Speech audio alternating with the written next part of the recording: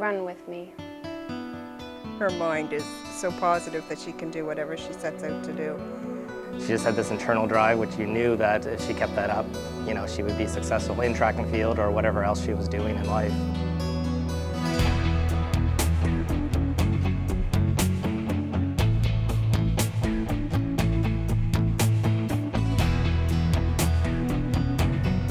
She knows now that there isn't anybody in the world she can't run with.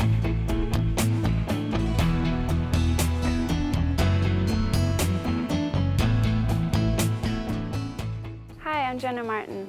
I'm here at Kinsman Field in Bridgewater, where I first decided the Olympics was my dream. I grew up in Caledonia, where I wanted to play every sport possible. I grew up playing with my brother and his older friends. When she was in kindergarten, it was just like little things that she would do, and she seemed to stand out from the rest of the crowd. And then when she started elementary, she got into gymnastics, and she was doing things that she shouldn't have been doing for her age. She stayed in that until she got to grade 6, and then she started her track. We had heard there's some good little athletes in the grade 6s, so we offered the opportunity, and several young girls and boys came out to try it for cross country, and she just took off and would be the first one crossing the line with many people to follow her, but quite a ways behind her. So we knew she was a fast runner. I can remember being on the track with her and you know, having the blocks out, and it'd be her and I, and she was the only, there's only like 3 students that made it to provincials that year, and she would, you know, take the extra time to stay the hour and a half after school and be on the track. Not motivated by other students competing against her at that time, it was just herself and myself. I believe it was her grade 8 year, and we went off to provincials with 7 junior athletes. Of all the students there, everyone went home with a medal but 1 student. And I remember Jenna being really upset because she felt bad because they hadn't placed for 2nd or 3rd, and so this girl was going to go home without a medal. Going into grade 9, me and my family moved here to Bridgewater. It was a way to have more opportunity in the sports that I was playing in. And here in Kinsman Field is where I did a lot of my track training. When I first saw her, I saw potential, but I see that in lots of athletes. Then it's, you know, what are we going to get from here? Is this athlete really serious? Do they really want to do it? And you know what? Jenna's never wavered from the time she was a little girl. This is what I want to do. This is who I want to be. I'm prepared to do this. And she has, right? Jenna, without question, of all the athletes I ever coached, is the most kinesthetically aware.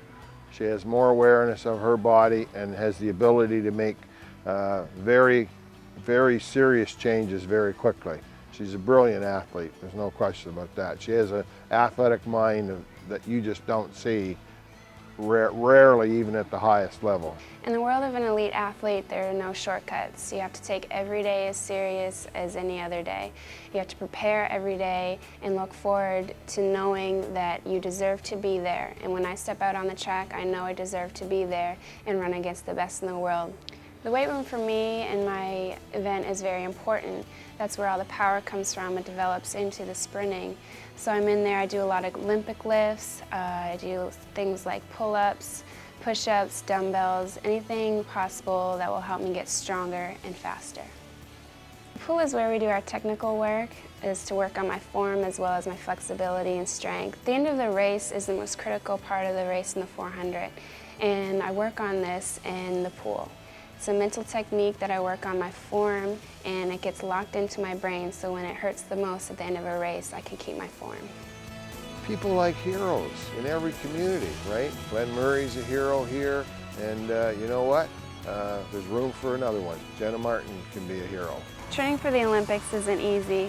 I put long hours, long days into my dream. It's very specific, a lot of hard work, tears, sweat, but in the end it's joy because I'm so close to the Olympics and I'm working so hard. I'm working the hardest I can, and now I need your support. I need everyone's support along the way. And a lot of people are going to say, that's our girl. That's our girl, because every single person who has given Jenna a drive, helped her in any way, are all part of that process to get to London. All of you.